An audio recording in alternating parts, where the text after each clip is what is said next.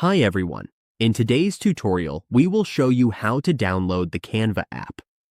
Whether we are using a desktop or a mobile device, we will walk through the simple steps to get Canva installed and ready to use on the Canva dashboard. To download the Canva app, all we need to do is click on the mini profile logo in the lower left part of the dashboard. Once we are there, we need to click on Get the Canva apps. Now we just need to choose the right version for our device: Windows, Mac OS, iOS, or Android, depending on what we use. For this example, we will download the Windows 10 version. All we need to do is click on Windows 10. As we can see, we now have the installer ready to download.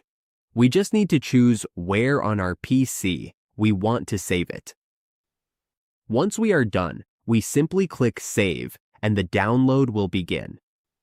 And that is how we download the Canva app.